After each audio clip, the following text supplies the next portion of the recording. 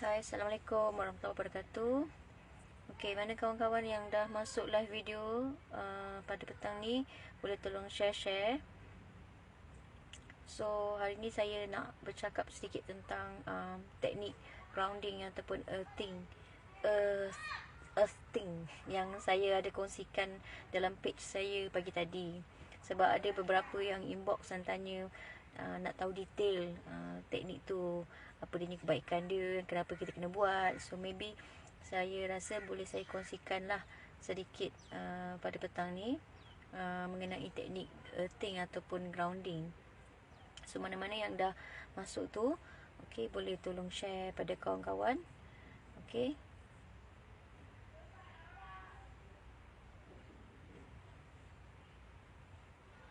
Kalau sesiapa yang dah join live video ni pun, you all sebenarnya boleh je nak tanya apa-apa soalan mengenai anxiety. Okay.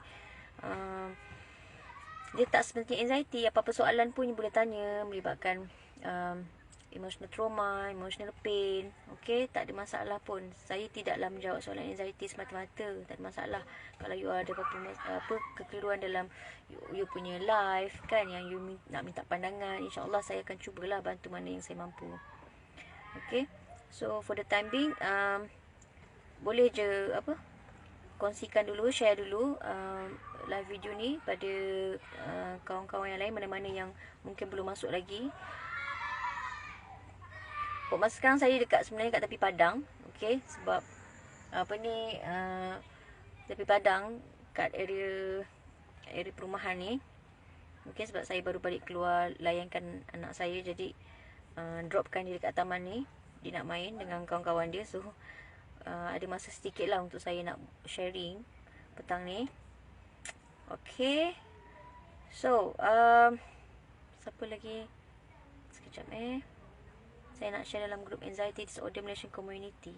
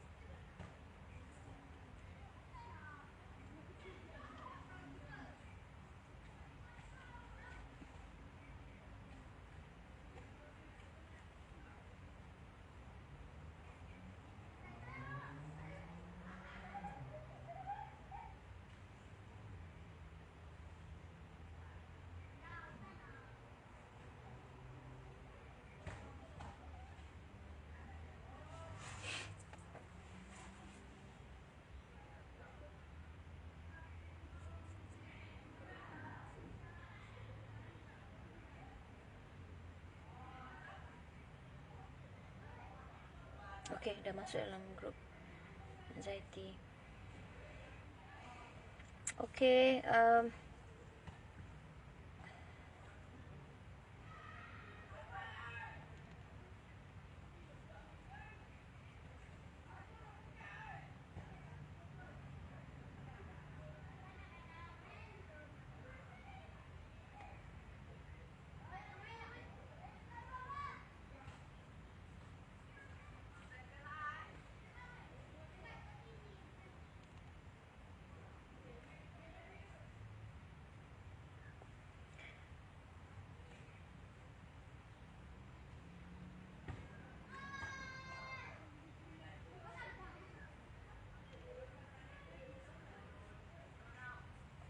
okay.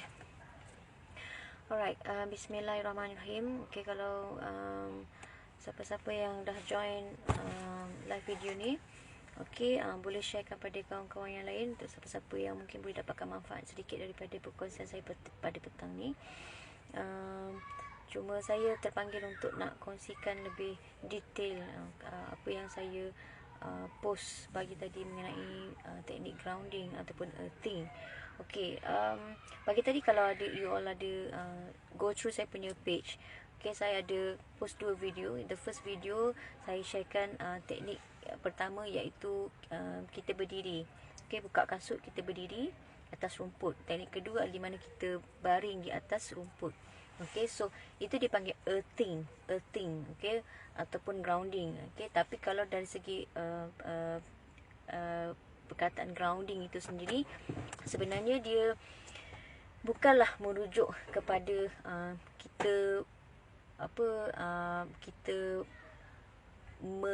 mendekatkan diri dengan alam semula jadi semata-mata. Grounding ni macam-macam teknik yang ada. Okay, antara teknik grounding adalah melihat langit, okay, mendengar bunyi kicauan burung, membaca buku, okay, ataupun berjalan atas rumput, ataupun kita berjalan dalam berjalan di gigi-gigi pantai, macam tu, ataupun meditasi, ataupun zikir, ataupun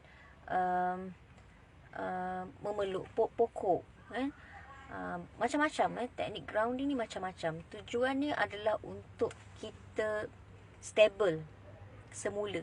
Okay, sebab kita kena faham dalam kehidupan kita, selama ni, okay, zaman sekarang lah, dia tak sama macam zaman dulu. Zaman sekarang kita punya kehidupan ni penuh dengan macam-macam cabaran ujian. Okay, baik di media sosial, baik di realiti yang berada di luar ni pun macam-macam cabaran ujian yang kita perlu tempuh. And then termasuklah dengan teknologi yang semakin lama semakin canggih ni. Sebenarnya teknologi itu sendiri sebenarnya membawa keburukan sekiranya keterlaluan. Okay, teknologi itu bagus, tetapi sekiranya dia keterlaluan, digunakan secara keterlaluan, dia akan akhirnya mengundang keburukan juga pada kita. So sekiranya kita kerap sangat menggunakan telefon, okay, kita kena faham telefon ni sebenarnya dia menghasilkan radiasi. So tidaklah salah untuk menggunakan sekiranya memang kita punya kerja kita memang sentiasa perlu dengan telefon. Cuma kita perlu untuk seimbangkan semula. Okey, neutralkan semula kita punya tenaga dalaman supaya tidak terlampau terdedah. Energi kita, body kita, mental kita, emosi kita tak terdedah dengan radiasi yang sangat tinggi. So sangat penting, okey, untuk kita tahu mengimbangi kehidupan kita. Dalam masa kita ni sentiasa terdedah dengan tekanan di luar, dalam masa kita sentiasa terdedah dengan cabaran ujian di luar, dan terdedah dengan radiasi-radiasi, terdedah juga dengan makanan-makanan yang sekarang ni banyak toksin, terdedah dengan macam-macam processed food di luar sana. Kita kena pandai untuk detox dan kena pandai untuk seimbangkan kita punya diri lah, okay, dengan anasir-anasir itu semua. Okay, so apa yang saya kongsikan pagi tadi mengenai grounding atau earthing itu adalah salah satunya. Okay, benda itu sangat simple. Sangat simple dan ada yang tanya adakah dia bagus untuk anxiety? Adakah benda ni boleh dibuat selalu? Ya, dia boleh dibuat selalu dan memang kita perlu untuk buat selalu. Bila ada kesempatan, buatlah selalu. Teknik yang paling mudah untuk grounding ini adalah berjalan atas rumput. Okey, berjalan atas rumput, buka kasut, berjalan atas rumput. Ataupun kalau tak nak berjalan atas rumput, okey, buka kasut, berdiri tegak, okey, atau duduk, kalau boleh duduk atas rumput. Ataupun you baring, okey, di atas rumput. Okey, sebab kita kena faham, okey, kalau siapa-siapa yang belajar, okey, yang banyak masuk kelas, banyak pergi-pergi bengkel, you akan biasaannya motivator akan mendedahkan kita kepada pengetahuan bahawa memperkenalkan diri kita ni siapa sebenarnya. Okey, so kita ni sebenarnya kalau ikutkan kita sebenarnya adalah roh. Okey, roh yang berada dalam badan ni. Okey, roh yang berada dalam badan. So kita yang sebenarnya yang kira macam membawa badan ni. Okey, badan ni bukanlah kita. So kita adalah roh. Okey, roh. Jadi dalam erti kata yang mudahnya kita panggil jiwa, ataupun soul, ataupun spirit, ataupun semangat, ataupun energy, benda-benda macam tu lah. Those kinds of words yang kita boleh gunakan, tak ada masalah. Tapi ia merujuk kepada satu hal yang utama, iaitu diri kita yang sebenar itu, roh itu, atau spirit, atau semangat. Okay, atau energi dalaman itu merujuk kepada itu. So bila kata kita ni adalah senang dalam bahasa mudahnya kita sebut sebagai kita ni adalah tenaga. Jadi kita kena faham bahawa di sekeliling kita juga adalah tenaga. Sebab itu kita panggil tenaga alam. Sebab itu kita panggil tenaga matahari. Kita menyebut dia sebagai tenaga. Jadi dalam diri kita pun mempunyai tenaga yang menggerakkan kita, mempunyai tenaga yang membuatkan kita mampu untuk menjalani kehidupan. Ada energi dalam diri kita ini, okey, untuk bergerak, untuk hidup. Okey, energi itu, tenaga, sumber tu yang mana Allah yang beri pada diri kita untuk kita terus hidup. Itu ada tenaga dia. Jadi serupa juga macam di sekeliling kita. Okey, di sekeliling kita dipanggil tenaga alam. Tenaga itu hidup. Okey. Jadi kita ni sebenarnya saling berinteraksi, berkomunikasi dalam bahasa tenaga, energi. Sebab itu bila kita manusia ni fitrahnya adalah manusia biologi, kita adalah biologi punya makhluk biologi yang terjadinya secara semula jadi. Okey, dan alam ini juga terjadi secara semula jadi. Mana pokok itu terjadi secara semula jadi by nature-nya. Okey, sebab itu terpanggil nature. Jadi kita ni sebenarnya saling juga berhubung dengan tenaga-tenaga alam di luar sana. Okey, tenaga-tenaga alam realiti ni kita berhubung. Kita berhubung juga dengan pokok, kita berhubung dengan tanah, kita berhubung dengan angin, kita berhubung dengan matahari, kita berhubung dengan batu, kita berhubung dengan gunung, bukit, sungai, air, kita berhubung dengan burung. Makhluk-makhluk ni kita saling berhubung. Jadi nak tak nak, kita tak boleh menafikan. Muhammad Khairil, selamat petang, selamat petang. Okey. So nak tak nak, kita tak boleh menafikan kita mempunyai relationship, komunikasi tenaga dengan faktor-faktor luar ni semua. Jadi cuma kita manusia, walaupun kita ni orang kata dibekalkan dengan tenaga dalaman itu untuk bergerak, okey, Allah bekalkan kita dengan tenaga, bateri untuk kita mampu bergerak, mampu bercakap, mampu melihat, mampu mendengar, okey, mampu untuk menghadam makanan. Benda tu sentiasa drain. Sebagai manusia, tenaga kita boleh drain, boleh kering. Dia macam bateri handphone akan kering bila kita kerap gunakan, dan kekerapan kita gunakan tu lebih orang kata buatkan bateri tu akan cepat low sekiranya kita lebih terdedah dengan macam-macam hal, tekanan-tekanan di luar, masalah-masalah di luar, anxiety, itu semua itu akan buatkan kita punya energi akan lagi drain. Okey, jadi untuk nak recharge semula tenaga dalaman kita ni adalah dengan cara untuk kita dapatkan semula, top up semula, charge semula tenaga itu. Okey, sebab itu banyak sebenarnya teknik ataupun cara-cara untuk recharge tenaga dalaman kita supaya kita dapat berfungsi secara optimum pada hari-hari seterusnya. Caranya adalah yang saya tunjukkan dalam page saya, iaitu salah satunya tadilah grounding ataupun earthing. Dekatkan diri kita dengan alam. Kita ni masalahnya kita tak boleh nampak tenaga tu secara zahirnya, tetapi tenaga itu ada wujud. Sekiranya kita dapat merasa, kita buat praktis, kita dapat rasa energi itu. Okey, tapi kita tak nampak melihat, kita tidak ada kelebihan untuk melihat tenaga tu. Tapi kalau kita dapat melihat tenaga tu, kita akan tahu betapa tenaga alam ni sangat besar. Okey, kerana tenaga alam itu yang sumber dia adalah daripada yang satu, iaitu Allah Subhanahu Wa Taala. Begitu juga kita. Tenaga kita ni besar. Siapa yang kurniakan? Allah Subhanahu Wa Taala. Jadi maksudnya tenaga kita ni besar. Cuma manusia ni apabila terdedah dengan hal-hal yang membuatkan tenaga kita low, kita perlu recharge semula. So salah satunya adalah dengan kita mendekatkan diri dengan alam. Mendekatkan diri dengan sumber yang satu, iaitu Allah SWT itu sendiri, dengan cara connect dengan dia, sama ada zikir, sama ada meditasi, sama ada solat pada waktu malam, yang itu. Okey, saya ada ritual, itu dari aspek religious. Tapi dari segi aspek universal, okey, dari segi perspektif universal, you juga boleh untuk mendekatkan diri dengan alam. Sebab itu ada orang cakap, pergilah keluar bercuti, pergilah dekatkan diri dengan alam, pergilah peluk pokok, pergilah orang kata pijak rumput, jalan tanpa ada tanpa ada kasut. Buat benda tu. Sebab itu kita tengok beza zaman-zaman dulu dengan zaman sekarang. Kenapa orang zaman dulu sangat sihat? Okey, dan susah nak dapat penyakit. Okey, sebab mereka sangat dekat dengan alam. Okey, pemakanan-pemakanan mereka juga adalah makanan-makanan yang bersumberkan alam semula jadi. Berbeza dengan kita punya manusia zaman sekarang yang pemakanan kita sudah tidak terlalu semula jadi. Sebab apa? Kita dah terlampau banyak sangat makan makanan processed food. Okey, dan kita juga tidak terdedah sangat dengan alam semula jadi kerana di sekeliling kita sudah banyak orang kata gelombang-gelombang teknologi ataupun yang dipanggil sebagai gelombang radiasi ya, daripada penggunaan handphone, daripada penggunaan alat-alat elektronik, banyak lagi. Dan juga cabaran-cabaran yang ada pada zaman sekarang juga mendedahkan diri kita kepada banyaknya kehilangan tenaga dalaman kita. Itu sebab apabila tenaga dalaman kita itu kering dan kita tidak top up atau kita tidak recharge, dia akan membuatkan cara kita berfikir itu terganggu. Cara kita memberi reaksi, emosi kita itu terganggu.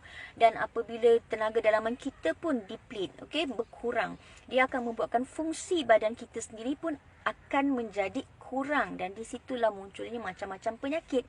Tak kisahlah apa-apa penyakit gastrik ke, GERD ke, migraine ke, sakit kepala ke, ketidakstabilan hormon ke, macam-macam isu, macam-macam simptom yang akan keluar disebabkan faktor-faktor di luar ni semua. Jadi, apabila kita sedar dalam kehidupan kita, ada banyak punca-punca yang menyebabkan kita punya jasad kita mudah untuk terkena penyakit, kita perlu ada kesedaran untuk top up semula tenaga dalaman tu. Sebab kita kena ingat badan kita ni akan berfungsi dengan baik sekiranya kita punya tenaga dalaman itu seimbang dan berfungsi dengan baik. Tu yang kita kena tahu. Sebab kita kena sedar juga kita punya elemen-elemen kewujudan kita sebagai manusia. Kena faham yang itu. Sebab saya selalu sebut, kita ni manusia ni ada 4 elemen dalam diri kita yang kita kena tahu. Yang bila kata manusianya ada benda ni, 4 perkara ni. Bila sebut manusia je ada perkara ni. Apa dia? Iaitu manusia itu punyai ada roh di dalamnya. Ada roh, iaitu kita sendiri. Roh ataupun kita panggil jiwa, soul. Kalau kata kita panggil soul, sebab apa? Bila kata soul atau jiwa tu dia berada dalam jasad je, kita panggil jiwa lah. Tapi bila dia keluar je daripada jasad, kita panggil roh lah, kan? Roh dah keluar daripada jasad. Macam tu. Itu hanya sekadar definisi saja, takrifan ataupun perkataan saja. Tapi bendanya adalah benda yang sama juga. Kita merujuk pada benda yang sama. Jadi kita ni terdiri daripada roh. Kita ni adalah roh. Roh tu yang kita panggil sebagai spirit ataupun semangat ataupun tenaga. Itu yang orang selalu cakap, kau ni lemah semangat. Kenapa kau lemah semangat? Benda-benda yang kita sebut, orang tua sebut lemah semangat tu, dia merujuk kepada kita punya jiwa dalaman tu lemah, merujuk kepada roh kita tu lemah, tenaga roh kita tu lemah, tenaga dalaman kita tu lemah, jiwa kita lemah. So kat situ yang kita kena faham. Bila kita tahu yang kita ada elemen ni, yang inilah yang kita kena recharge dahulu. Apabila kita punya roh ini di-recharge dahulu, kita empowered balik kita punya roh ataupun kita punya jiwa ni kita recharge. Yang lain-lain, elemen yang lain akan ikut seimbang. Elemen yang lain, features lain yang Allah berikan, iaitu minda. Kita punya akal. Kita diberi akal. Manusia diberi akal. Sebab kalau binatang tak ada akal, tapi manusia ada akal. Jadi ini elemen kita. Roh itu dikurniakan dengan akal. Jiwa itu ada akal. Untuk berfikir. Kat sinilah puncanya macam-macam fikiran yang keluar. Sekiranya kita punya roh tu, tenaga jiwa kita, tenaga yang besar. Jadi minda kita tu minda yang jernih, minda yang positif, yang dapat memikirkan benda yang lebih waras, dapat memikirkan benda-benda yang lebih baik. Kan? Tapi kalau kita punya jiwa kita rendah, semangat jiwa kita rendah, fikiran yang akan keluar banyak akan jadi fikiran-fikiran negatif, fikiran-fikiran yang kotor, fikiran-fikiran yang berulang-ulang, overthinking, overworried. Kat situ puncanya, roh tu tadi, jiwa tu tadi, kita kena pastikan yang tu recharge. Dan apabila jiwa kita recharge, roh kita recharge, dia akan juga menghasilkan emosi. Heart, kalbu, hati tu sendiri akan jadi bersih. Kalau kita berada dalam tenaga yang besar, jadi hati kita pun akan jadi besar lah, penuh dengan cinta, penuh dengan kasih sayang, penuh dengan rasa memaafkan, penuh rasa penerimaan. Perasaan-perasaan tu, emosi-emosi tu akan muncul apabila kita punya roh kita berada dalam keadaan tenaga yang besar. Apabila jiwa kita berada dalam semangat yang besar, maka akan menghasilkan hati, perasaan yang tenang, hati perasaan yang damai, yang jernih, itu. Jadi itu yang saya kata pentingnya untuk kita recharge, empowered balik kita punya roh, jiwa kita, soul kita. Dan apabila kita punya jiwa kita recharge, okay, empowered, okay, on power tu, kita punya jiwa tu, soul kita tu powered, kita punya mind kita akan jadi power, and kita punya hati kita akan jadi power. Macam mana dengan kita punya fizikal, jasad kita? InsyaAllah akan power jugalah. So optimum lah, bekerja dengan optimum. Organ dia akan bekerja dengan baik. Okay, so fungsi-fungsi badan tu akan bekerja dengan cergas, dengan cerdas. So ke situlah maksudnya apabila kita punya jasad itu depleted, fungsinya tu makin kurang, makin letih, makin sakit, kita kena check balik kat dalaman. Jangan kita fokus pada jasad saja. Sebab kebanyakannya yang bila saya berjumpa dengan kawan-kawan kawan-kawan yang sentiasa yang join sesi saya, one to one session ke, group session ke, persoalan yang mereka selalu tanya adalah macam mana nak sembuh, macam mana nak pulih, apa cara saya nak pulih. Mereka sebenarnya merujuk kepada macam mana nak pulihkan jasad, nak pulihkan badan. Sedangkan dia kena tahu punca jasad tu sakit tu kerana apa. Ada macam-macam layer. Ada layer sebelum tu yang mengakibatkan kita sakit. Layer tu adalah yang utama tu, layer yang pertama kita, iaitu spirit kita tu, jiwa kita tu, roh kita tu depleted, tenaga tu rendah. Apabila tenaga tu rendah, okey, jadi dia tak dapat menghasilkan fungsi yang baik. Okey, bila tenaga tu, jiwa kita tu bertenaga dalam keadaan tenaga yang rendah, minda kita akan jadi rendah. Kita punya hati, kita emosi kita akan jadi rendah. And dia akan memberi kesan kepada badan kita sehingga menimbulkan penyakit. So kat situ yang kita kena faham, bila kita nak pulih, bukan sahaja kita memulihkan jasad, tapi kita kena pulihkan atau empowered dahulu kita punya dalaman. Kita punya jiwa kita kena empowered dulu. Roh kita tu kena empowered dulu. Jadi macam mana caranya untuk empowered kita punya jiwa, kita punya roh, iaitu, dan saya kata, carilah sumber yang memberi tenaga kepada roh kita tu. Roh kita ni siapa yang jadikan? Siapa? Kena ingat, siapa yang jadikan? Kita ni, roh ni, siapa yang jadikan kita? Kita ada Tuhan. Jadi kita punya sumber tenaga tu daripada dia juga. Daripada Allah SWT yang tu juga. Okey. Jadi dekat situlah tempat yang kita kena cari. Nak empower tu balik. Sentiasa connect dengan dia. Okey, sentiasa connect dengan apa cara? Dengan apa cara? Terpulang. Macam saya kata, salah satunya adalah dengan kita mendekatkan diri dengan alam. Sebab itu Allah kata, nak kenal dia, tengok alam. Nak kenal dia, nak tengok alam. Nak ingat dia, tengok alam. Sebab dari situ kita akan nampak, kita akan rasa kesedaran tu, ya Allah, daripada mana datangnya alam ni semua. Dekat situ, bila kita nampak je alam, kita akan reflect siapa yang cipta alam tu. Bila kita mengingat siapa yang pencipta alam tu, automatik kita sedang ingat Tuhan. Jadi kat situlah yang maksudnya untuk kita muhasabah diri balik, refleksi diri kita balik. Bila kita dekatkan diri dengan alam, bukanlah kita bertuhankan alam, tapi kita duduk dekat alam tu, mendekatkan diri dengan alam, berjalan atas rumput tu untuk kita menghayati siapa yang menciptakan rumput ini, siapa yang menciptakan pokok-pokok ni, yang menciptakan gunung ganang, menciptakan lautan, menciptakan air sungai, air terjun ni semua, siapa yang menciptakan. Jadi dekat situ di sebalik tu, bila kita duduk muhasabah diri, kita renung balik, siapa yang ciptakan benda ni semua? Tuhan. Jadi dekat situ, bila kita ingat Tuhan, automatik kita sedang connect dengan dia. Bila kita automatik connect dengan Tuhan, dekat situ akan dapat tenaga tu. Tenaga tu lah yang akan recharge kita balik, yang akan masukkan, yang akan kata hidupkan balik bateri kita, dalaman kita tu. So dekat situlah bila kita dalam keadaan tenang, mengingat Tuhan, kat situlah waktu di mana Allah akan ilhamkan kita dengan macam-macam ilmu, dengan macam-macam gerak hati, naluri, apa yang kita perlu buat seterusnya. Dekat situlah dia punya keyword dia, yang mana kalau kita perasan, kebanyakan kita apabila berdepan dengan masalah, kita akan cepat react. Kita akan cepat nak bagi reaksi atau cepat untuk nak cuba selesaikan masalah. Okey, Pak, bila ada penyakit, macam mana aku nak sembuhkan penyakit aku ni? Pak, bila aku ada masalah keuangan, macam mana aku nak dapatkan duit? Kita akan lebih kepada solusi tu, tapi kita tidak kata pergi yang first step, iaitu kita dapatkan ketenangan tu dulu. Kita kena dalam keadaan relax. apabila kita diuji dengan cabaran tu, kita kena ajar diri kita, didik diri kita berada dalam keadaan relax. Saya cakap ni, saya cerita ni bukanlah bermaksud setiap waktu saya dapat ujian atau cabaran tu saya boleh terus tenang. Tidak. But by practicing, saya sendiri practice benda ni. And bila kita sentiasa practice, kita akan dapat ingat. Bila ada ujian dia, kita akan okay, relax. Apa yang kita kena buat? Okay, connect semula dengan Tuhan. So, yang itu kita practice. Bila kita lupa untuk connect dengan Tuhan, kebanyakannya nanti bila kita dapat idea tu lebih berlandaskan faktor emosi, faktor orang kata fikiran-fikiran yang negatif. So keputusan kita buat tu kemungkinan keputusan yang tidak jelas, keputusan yang tidak betul-betul betul tepat untuk diri kita. Jadi bila kita diuji, bila kita mendapat, contohlah kita mendapat diagnosis, pertama sekali adalah kita kena empower diri kita dulu. Empower diri kita dulu dengan cara kita connect dengan dia.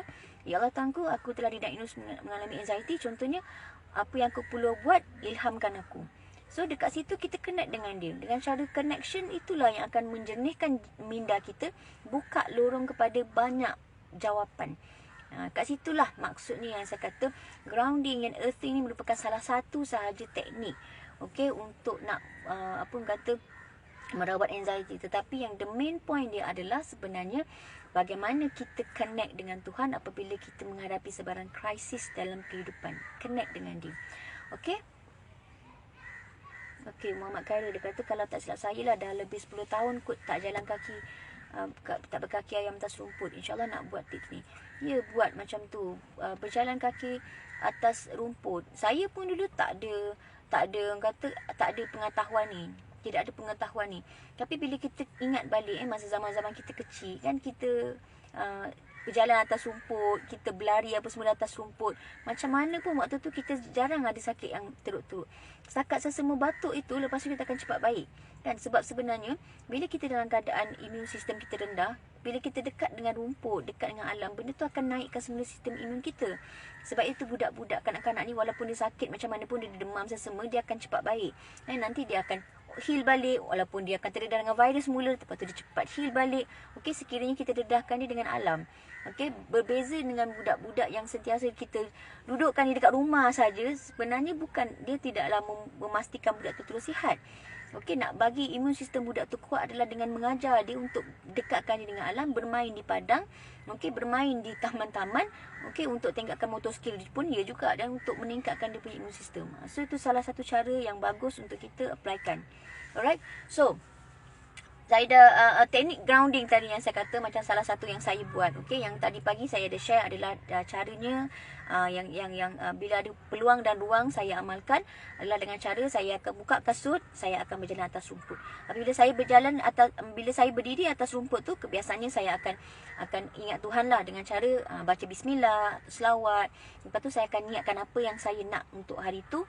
Mungkin waktu tu saya kata, okey ya Allah Tuhanku, aku niatkan ya Allah untuk sesi kali ni aku nak buang segala tenaga-tenaga negatif daripada badanku, segala tenaga-tenaga yang aku marah semalam, tenaga yang aku sedih semalam pada orang, yang tenaga yang semalam aku kecewa dengan perbuatan orang tu semua, ya Allah kau tariklah dia daripada diri aku ini, ya Allah, jadikan alam ni untuk tarik tenaga-tenaga daripada dalam badan aku ni yang negatif tu, yang memudaratkan diri aku balik, tarik dia ke bawah, neutralkan balik tenaga dalaman aku ni semula.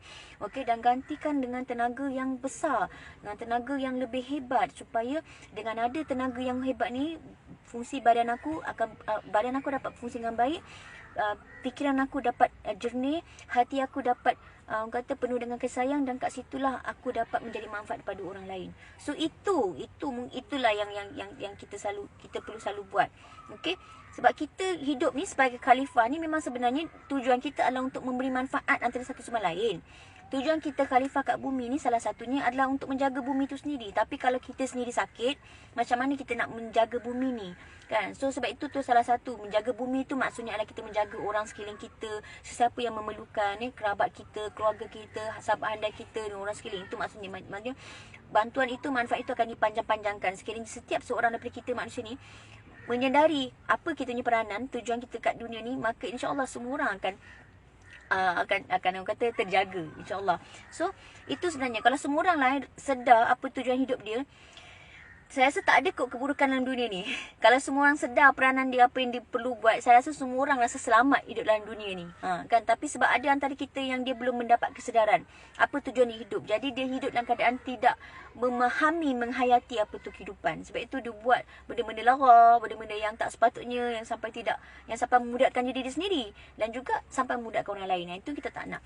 So earthing tu tadi macam saya katakan, bila kita dah niatkan, lepas tu kita cuba rasa sendiri yang kita bayangkan tenaga alam tu tarik kita punya tenaga negatif. Bayangkanlah tenaga negatif tu dalam bentuk warna hitam ke, kan, benda-benda yang kotor ke apa, ditarik keluar daripada kaki kita tu, masuk ke dalam bumi dan menjadi semula jadi. Okey, itu yang kita kena cuba buat. Kita bayangkan macam tu. Okay, lepas tu kita akan, dalam masa yang sama, bila kita dah bayangkan benda tu, and then kita fokus saja pada nafas kita. Yang ni saya tak sebut tadi pagi sebenarnya. Tadi terlupa nak masukkan. Kita boleh fokus pada nafas juga. Fokus saja pada nafas. Turun naik nafas tu, itu akan buatkan kita lebih tenang. So, sampai satu waktu, kita dah rasa macam, okay, cukup lah. Dah berhentilah. Kan ada orang yang dia dapat buat hanya 5 minit. Tak ada masalah. 10 minit, 15 minit, setengah jam, tak ada masalah. Kan itu benda tu terpulang pada diri masing-masing. Kan ikut you punya naluri waktu tu. Sebab saya sendiri tidak ada ketetapan waktu masa untuk saya buat. Pada saya, kalau aku sempat dalam less than 5 minutes pun tak ada masalah. Dapat dalam setengah jam tu dah lebih baik untuk saya. So pada saya tak ada ada protokol tertentu berapa minit kena buat, berapa lama kena buat, saya tak ada. Jadi terpulang pada diri masing-masing. So lepas kita dah buat benda tu, kita akan rasa body kita lebih recharge, lebih bertenaga. Sebab apa? Kita dah dapat, orang kata, tenaga alam tu dengan izin Allah tu dapat buang kita punya tenaga negatif. Lepas tu kita dapat matahari pula tu. Matahari tu dengan izin Allah dapat berikan kita tenaga. So itu benda ni. Okay. So sama juga bila kita dalam keadaan baring. Dalam keadaan baring pun sama juga. Dalam keadaan baring, kita bayangkan, okay, kita dah baring tu, kita baca bismillah, dan kita selawat, kita niatkan apa yang kita nak niat. Ya Tuhanku, aku niatkan, ya Allah, semoga apa yang berada dalam badanku ini, kemarahan tu, kerisauan aku, ketakutan aku, ya Allah, dipulangkan semula kepada alam. Dan kau gantikan dalam aku ni, tenaga aku dengan tenaga yang baru, tenaga yang lebih hebat, yang supaya aku dapat meneruskan kehidupan yang dengan lebih bermakna, supaya aku dapat jadi manfaat kepada diri aku sendiri dan orang lain. So buat benda tu. And then kita bayangkan tenaga tu, tenaga alam tu sedut, dengan izin Allah, tenaga alam tu sedut kita punya tenaga negatif daripada dalam badan ni, masuk jadi neutral, jadi semula jadi, dan digantikan dengan tenaga-tenaga yang lebih positif daripada Allah, alam, dengan izin Allah tu sendiri. Okay, so ada juga yang teknik yang lain. Dalam masa sama boleh juga fokus pada pernafasan. Yang sama juga dalam teknik bila kita berjalan kaki di atas rumput tu. Bila kita berjalan tu, sama ada kita boleh juga untuk pandang pokok-pokok yang lain, kita pandang pemandangan, pandang langit, pandang burung, tak ada masalah. Tapi pandang dengan penuh kesyukuran, rasa syukur, rasa ya Allah terima kasih, ya Allah terima kasih, alhamdulillah, macam tu. Okey, yang kalau kita nak berjalan sambil kita menghayati langkah kita pun tak ada masalah. Maksudnya setiap langkah kita tu langkah dengan zikir. Pilihlah apa-apa zikir pun. Again, saya tidak ada protokol tertentu. Okey, yang penting tujuan kita waktu kita grounding tu adalah kita nak berbalik kepada diri. Grounding ni kita nak stablekan balik, nak kuatkan balik akar kita, sebab akar pokok kita ni dah goyang. So itu maksud kita grounding. Kita kuatkan balik, kukuhkan balik akar kita tu. Ya, sebab kita ni manusia macam pokok tu goyang, kan. Ada masa bila kita angin ribut, cabaran, ujian tu, kita akan goyang. Bila angin tu tiup kuat sangat, ingat tak terbalik ke, pokok tu terbalik juga. Orang kata terpacak balik juga, akar tu terkeluar, betul tak? Jadi waktu-waktu macam inilah, bila kita ada masa, kita ada peluang, ruang buat untuk kuatkan balik akar kita, foundation kita tu kukuh. Jadi kalau apa ujian yang mendatang, pada masa akan datang pun, kita akan lebih kuat. Okay, tu tujuannya grounding. Jadi untuk applykan, okay, bagi orang-orang anxiety, sangat-sangat baguslah. Okay, sebab dalam masa kita praktiskan tu, kita visualize, kita niatkan, kita buat tu untuk kita tarik, okay, tenaga-tenaga kerisauan kita, tenaga-tenaga kebimbangan kita tu masuk ke dalam alam tu. Alam tu jernihkan balik, alam tu semula jadikan balik dengan izin Allah.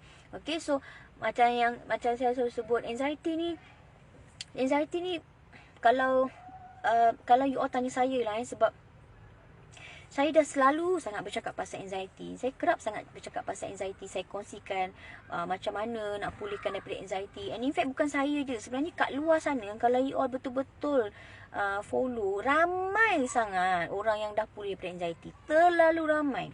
Dan sekarang ni apa yang saya nampak, terlalu ramai orang yang buat perkongsian pasal anxiety. Which is good.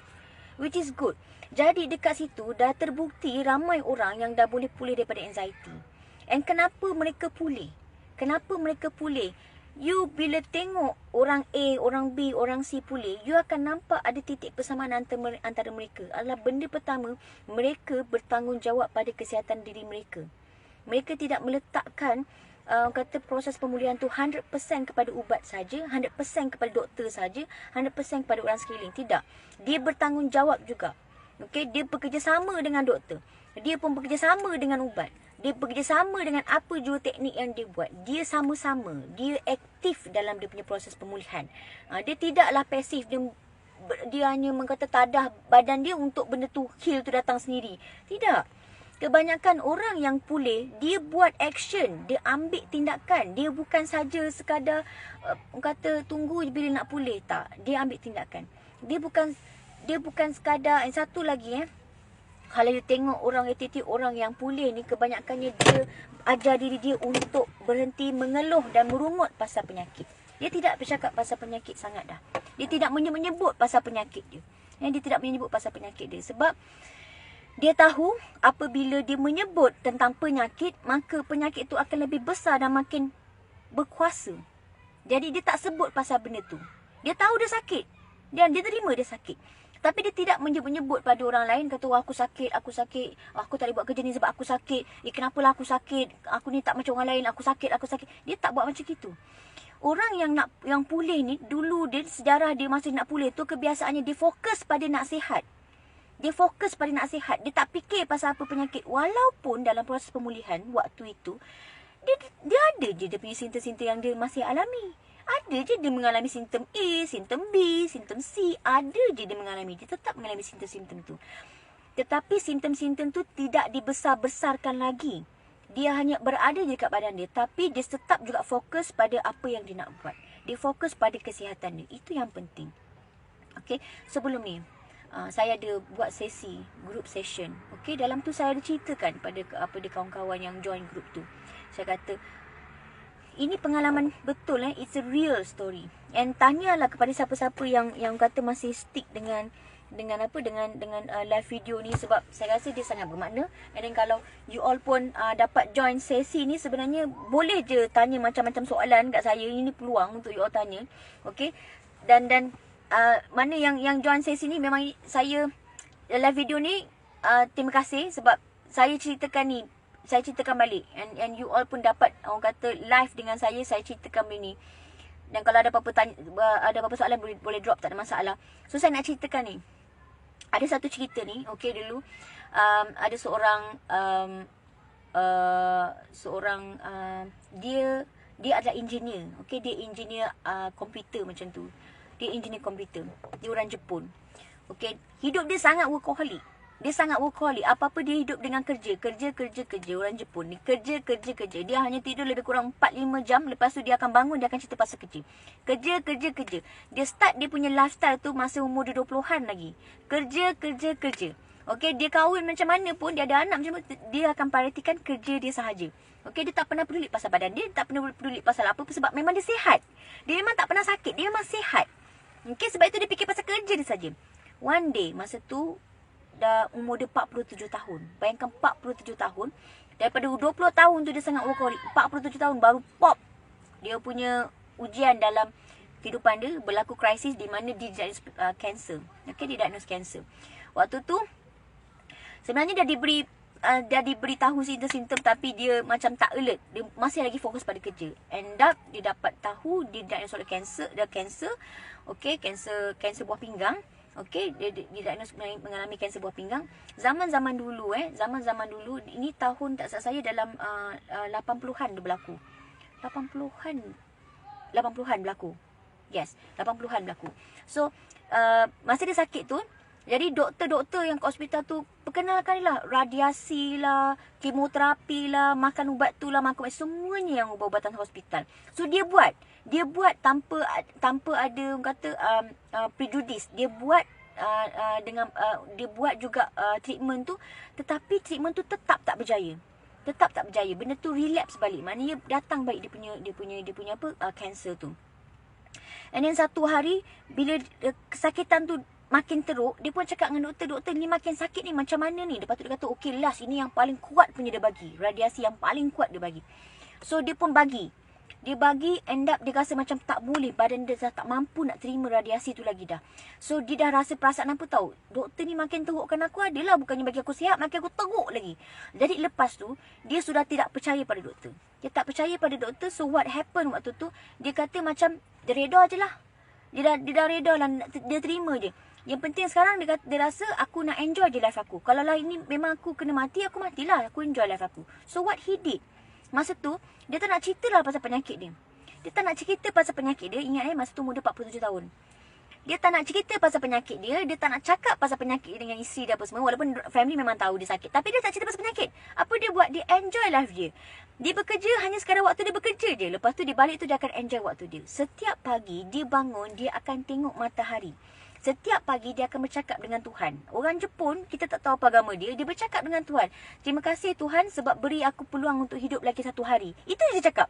Besoknya dia cakap benda yang sama. Terima kasih Tuhan dia tengok matahari. Engkau berikan aku hidup satu hari lagi.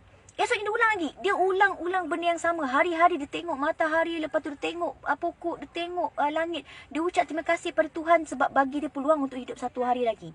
Okey. Lepas tu, apabila dia mengalami kesakitan, maksud tu sebab dia punya kesakitan tu sangat kuat bila kena kanser. Bila dia sakit, apa dia buat? Dia belai dia punya kesakitan tu dengan cara dia cakap dengan kesakitan tu. Tak apa, aku sayang kau. Aku sayang kau kanser, aku sayang kau, aku terima kau seadanya. Aku ikhlas terima kau seadanya. Aku sayang kau kanser, aku belai kau. And amalan dia tu membuatkan makin lama dia punya kesakitan kanser tu kurang sampai kan dia tak rasa kesakitan tu dah. Sampai dia pelik. Dia kata macam mana boleh hilang kesakitan kanser dia tu.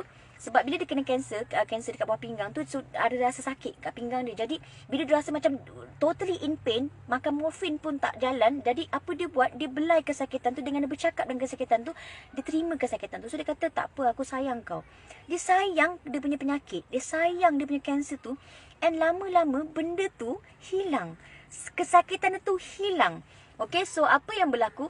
Dia tetap juga meneruskan kehidupan dia dengan cara waktu tu dia pun pengamal meditasi. Dia mengamal meditasi. Lepas tu dia cuma orang kata mengingat diri dia yang kat dalam tu. Okay, diri dia yang kat dalam tu diingat. Lepas tu dia cuma ingat Tuhan. So apa yang berlaku? Makin lama rupanya kanser dia tu makin pulih. You see dia punya stage sudah teruk dah sebenarnya. Dah doktor tak ada bagi harapan. Bagi radiasi yang paling kuat pun dia tak mampu dah cope badan dia. So what happen? Makin lama dia punya kanser tu makin pulih. Sampaikan dia buat balik diagnosis. Dia dah bebas kanser. Sangat pelik. And now dia masih hidup. Umur dia 84 tahun. 84 tahun you see. Dan masa umur 47 tahun dia diagnose kanser. Sekarang umur 84 tahun. So itu baru satu cerita tau. Sebab saya sangat suka tengok dokumentari. Saya punya favourite adalah dokumentari. And saya punya favourite dokumentari adalah healing. Saya suka tengok kisah-kisah inspirasi orang-orang yang pulih. That's why saya yakin anxiety memang pulih-pulih. Itu cerita tu kanser. So kanser pun boleh pulih. Yang orang takutkan tu apatah lagi anxiety. So insyaAllah dengan izin Allah kita ni kena yakin. Okay, so itulah yang kata banyak lagi. Itu baru satu story lah yang saya ceritakan. Orang kata testimoni macam mana sikap-sikap orang yang pulih ni adalah first dia empowered diri dia. Dia letakkan kepercayaan pada diri dia. Now sekarang aku take in charge. Aku in charge pada badan aku ni. Kan, aku dah usaha yang part ni tapi tak berjaya, I'm in charge now. Okay, no matter what, aku akan enjoy the life. So, dia tak cakap lagi pasal penyakit. Sebab itu saya kata penting apabila kita didiagnose mengalami penyakit. Okay, masa awal-awal tu bolehlah kita cakap pasal penyakit. Tapi dah lama-lama tu jangan cerita pasal penyakit lagi dah.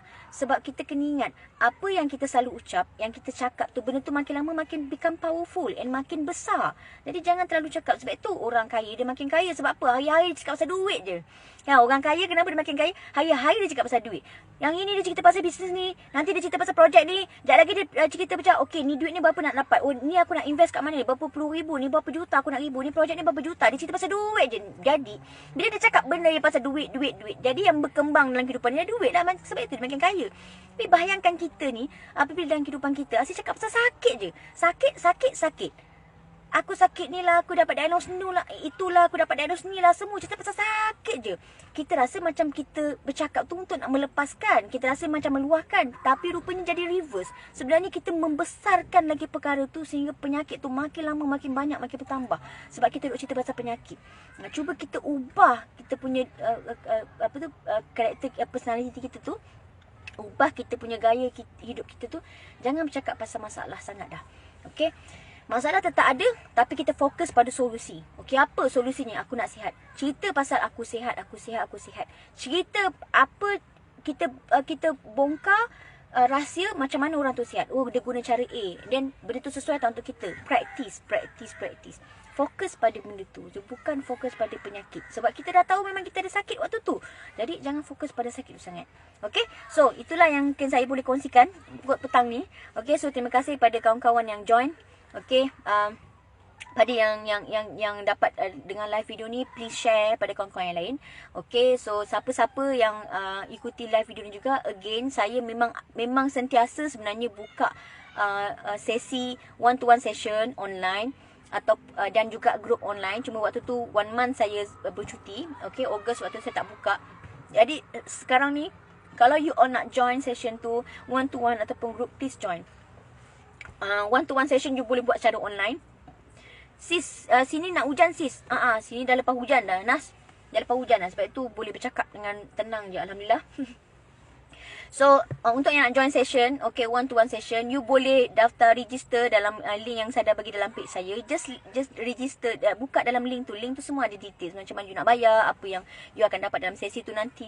Semua dalam link tu. So, just baca dulu. Kalau you rasa berminat, then you boleh continue untuk isi fill the form. Okay, sama juga dalam untuk yang group session, saya akan buka group session tu secara kumpulan tu setiap 26 hari bulan. 26 hari bulan tu kita akan by group.